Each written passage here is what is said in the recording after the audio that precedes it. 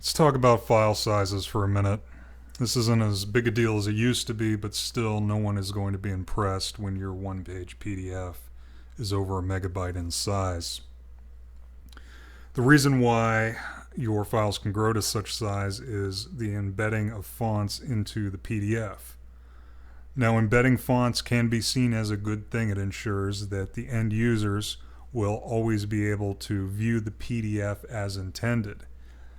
However, in some cases, it may not be necessary to embed the fonts because perhaps you're not so concerned with the precise font being used by your end users.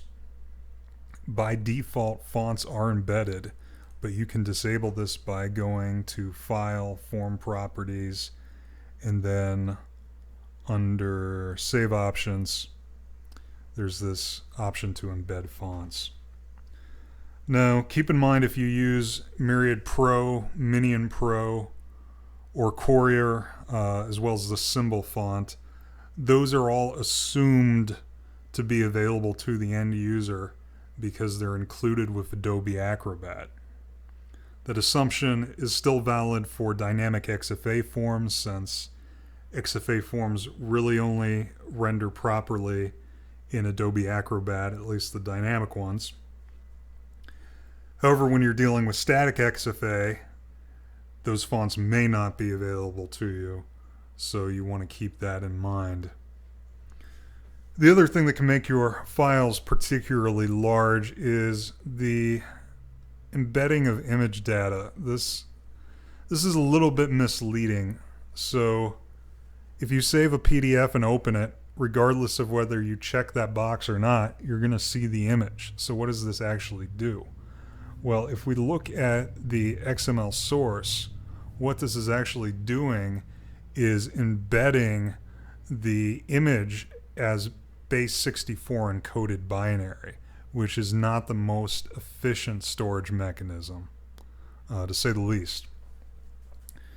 So if you uncheck this, what happens is it will save the image data and use the FLATE method built into PDF to store that image very efficiently.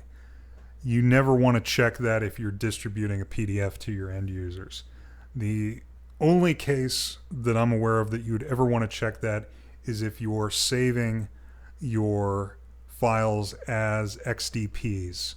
When you save them as XDPs, they don't have the ability to save the images as PDF native binary. So now that I've unchecked that, we can actually look at what happens here, and you'll see that it's now just referring to the file system in order to bring up that image. So those are two things to keep in mind when you're trying to reduce the size of your PDF files. Hope this has been helpful.